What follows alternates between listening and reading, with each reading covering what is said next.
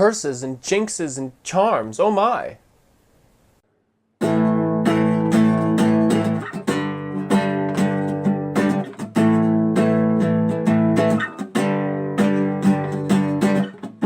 Glad to see you here on YouTube. Now you wonder what should I do. Stare at my faces from every nation. I wanna find a place that's for conversation, where they discuss all the latest movies, or when something big happens in the news. See, that's us, what are we talking about? So what are we talking about today? Yeah. Hello everyone and welcome to What Are We Talking About? Today we're talking about Harry Potter. Da, da, da, da, da, da, da. There are a lot of different spells in the Harry Potter verse with a diverse range of effects. We've seen stunning spells, summoning charms, impeding jinxes, and even unforgivable curses. But what is it that makes a charm and a curse a curse? What exactly is the difference between a hex and a jinx? Well, in this video, I'm going to try and break it all down and answer some burning questions. First thing is we need to understand how to perform magic, because it's going to be important to knowing about the different kinds of spells. The three main rules of spellcasting are incantation, or what is said, wand movement, or what is done, and intent, or what is felt. Powerful enough witches and wizards can perform non-verbal and even wandless spells, so clearly the most important of the three is intent. We see examples of this usually from young witches and wizards when they begin to show signs of magical potential. Almost always their powers will manifest in a moment of high emotion, which relates directly to the intent of the spellcaster. The first time Harry Potter tries to use an unforgivable curse is in the Order of the Phoenix. He attempts to use the Cruciatus curse on Bellatrix Lestrange. Instead of working properly and her actually undergoing torture, she just gets knocked backwards violently. A sudden shock with no prolonged pain. Bellatrix responds by saying, "Never used an unforgivable curse before, have you, boy? You really need to mean them, Potter. You need to really want to cause pain, to enjoy it.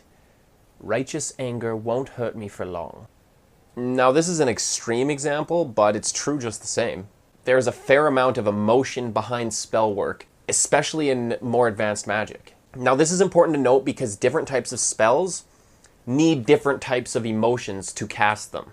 The 7 different classifications of spells are charms, jinxes, hexes, curses, counterspells, healing spells, and transfiguration.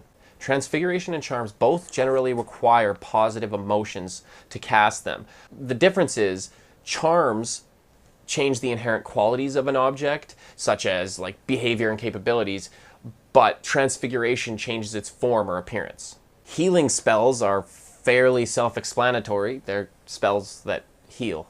Counterspells are seemingly self-explanatory as well, but some counterspells are just seen as jinxes or defensive charms. In fact, during Hermione Granger's 5th year at Hogwarts, she quoted Wilbert Slinkhard saying, "He says the counter-jinxes are improperly named. He says counter-jinx is just a name people give their jinxes when they want them to sound more acceptable. But I disagree. Mr. Slinkhard doesn't like jinxes, does he?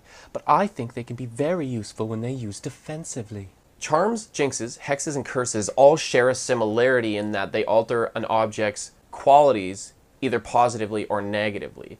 The differences are, charms are generally positive and can have long-lasting effects, such as the Fidelius charm or Expelliarmus. Jinxes are minor dark magic spells whose effects are irritating but amusing, almost playful and of minor inconvenience to the target, such as the Impediment Jinx or Stupefy. Hexes consistently affect the object in a negative manner. It has a connotation of dark magic, but more so than a jinx. Hexes usually cause quite major inconvenience to the target. For instance, the Bat Bogey Hex, so famously used by Ginny Weasley in the 6th novel, so I guess that would be her 5th year. And finally, curses are the worst type of dark magic, intended to affect the target in a strongly negative manner. The most famous, of course, being the unforgivable curses, the Imperious Curse, the Cruciatus Curse, and of course, the Killing Curse of Avada Kedavra. Basically, the biggest difference between these 4 main types of spells are the emotions used to cast them. Charms require something more positive, Jinxes, it's more of a competitive urge or a rivalrous spirit. Hexes need some darker feelings, something like anger. And curses, of course, it's the darkest of emotion, which is hate. To sum up, the lines behind different types of spells are not always clearly defined, but it typically comes down to the type of emotion you need to use to cast the spell. Just like with creating Horcruxes, like I talked about in a previous video, the most important part of the Harry Potter verse is intent and emotion, which explains why the most powerful magic is, you know, Harry's mother sacrificing herself to save him.